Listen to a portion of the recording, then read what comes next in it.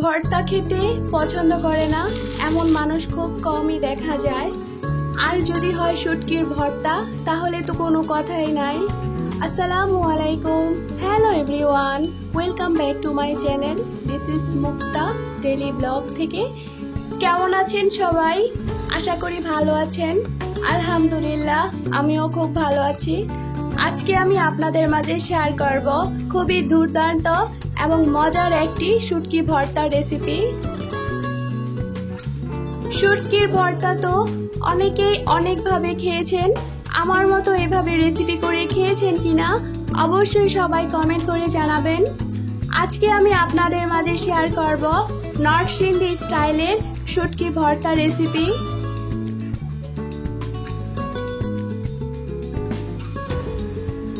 তাহলে চলুন শুটকি ভর্তা রেসিপিতে যাওয়া যাক। সেই পর্যন্ত ফুল ভিডিওর সাথে থাকার অনুরোধ রইল সবাইকে। ভর্তা করার জন্য এখানে আমি 4টি বাসমতি শুটকি নিয়ে নিয়েছি, তার সাথে শুকনো মরিচ এবং পেঁয়াজ নিয়ে নিয়েছি।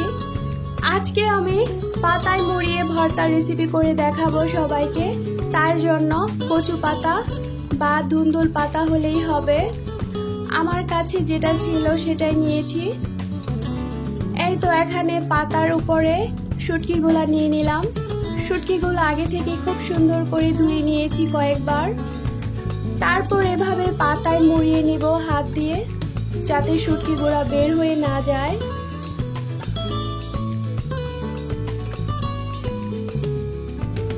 এইভাবে পাতায় মুড়িয়ে শুটকিগুলোকে গরম তাওয়ায় দিয়ে দিব। এক্ষেত্রে চুলার আঁচটা মিডিয়াম লো হিটে থাকবে, যাতে শুটকি পুড়ে না যায়। আমাদের নরসিংদীতে এভাবে পাতায় মুড়িয়ে শুটকি ভর্তা বানানো হয়, সেটা হোক কচু পাতায় বা যে কোনো পাতায়। আপনাদের কোন কোন অঞ্চলে কেমন ভাবে শুটকির ভর্তা বানানো হয় অবশ্যই কমেন্ট করে জানাবেন।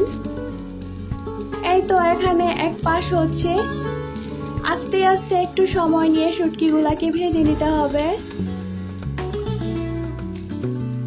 এক পাশ ভালোভাবে হয়ে গেলে তারপর আমি অপর পাশ উল্টিয়ে দিব, যাতে দুনো পাশে ভালোভাবে শুটকিগুলা হয়ে যায়।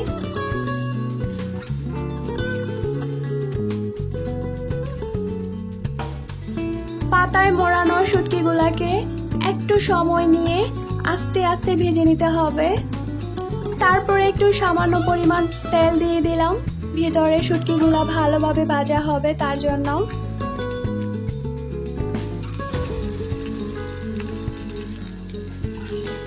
ভিডিওর এই পর্যায়ে এসে যারা এখনো লাইক করেন নাই অবশ্যই একটি লাইক করে দিবেন এবং ভিডিওটি শেয়ার করে দিবেন। আপনাদের একটি শেয়ার আমাদের নতুন আরেকটি ভিডিও বানানোর জন্য উৎসাহিত করে তোলে।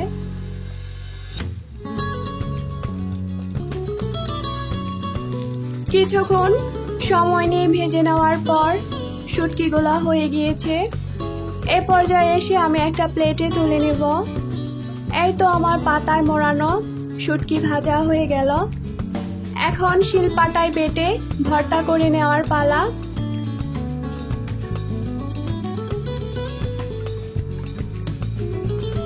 এইভাবে শিলপাটায় বেটে শুটকি ভর্তা খেতে খুবই ভালো লাগে। এখানে আমি শুকনো মরিচ নিয়ে নিলাম, তার সাথে পরিমাণ মতো লবণ নিয়ে নিব। এখন শিলপাটায় বেটে নিব মরিচগুলাকে খুব ভালো করে।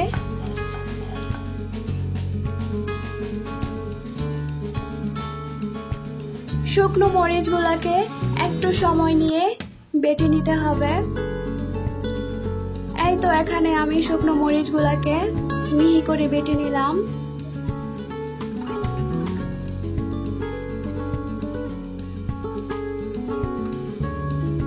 শুকনো মরিচ বাটা হয়ে গেলে পাতায় মোড়ানো শুটকি ভাজা এখানে দিয়ে দিব। শিলপাটায় বেটে নিব খুব ভালোভাবে।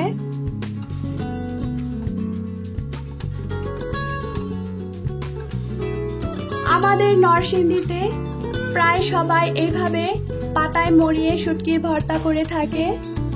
এই ভর্তাটা খেতে খুবই মজার হয়ে থাকে এবং গরম ভাতের সাথে তো খুবই অসাধারণ। আমার রেসিপিটি একবার ফলো করে বাসায় বানিয়ে নিতে পারেন, আশা করি খুব ভালো লাগবে।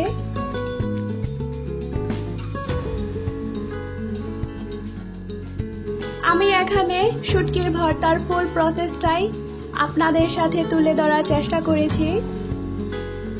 এই তো শুটকিগুলা বাটা হয়ে গেলে এখন পেঁয়াজগুলা দিয়ে দিব। এই তো পেঁয়াজগুলাকে আমি 2 ফালা করে কেটে নিয়েছি। পেঁয়াজগুলাকে অত মিহি করে বাটা যাবে না, তাহলে দেখতে ভালো লাগবে না। আলতো হাতে খুব সুন্দর করে বেটে নিতে হবে, তাহলে সেটা দেখতেও ভালো লাগবে। আমি বাসমতি শুটকি দিয়ে আজকের রেসিপিটা করে দেখালাম। আপনারা যে কোনো শুটকি দিয়েই সেম একই প্রসেসে শুটকির ভর্তা করে নিতে পারেন। আমার এই রেসিপিটি ফলো করে একবার বাসায় বানিয়ে নিতে পারেন, আশা করি খুব ভালো লাগবে। ভিডিওটির এই পর্যায়ে এসে এখনো যারা আমার সাথেই আছেন তাদেরকে অসংখ্য ধন্যবাদ, এবং যারা আমার চ্যানেলে নতুন ভিডিওটি দেখতেছেন অবশ্যই চ্যানেলটি সাবস্ক্রাইব করে পাশে থাকার অনুরোধ রইল, যাতে আমি নিত্য নতুন কোনো ভিডিও দেওয়ার সাথে সাথেই নোটিফিকেশন আপনাদের কাছে পৌঁছে যায়।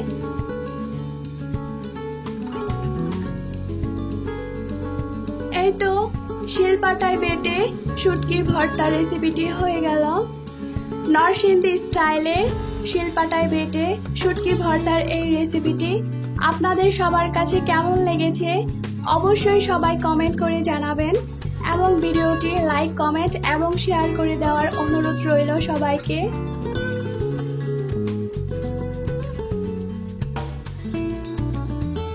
শুটকির ভর্তা খেতে কার কেমন পছন্দ সবাই অবশ্যই কমেন্ট বক্সে জানিয়ে যাবেন, এবং ভিডিওটি লাইক, কমেন্ট এবং শেয়ার করার জন্য অনুরোধ রইল সবাইকে।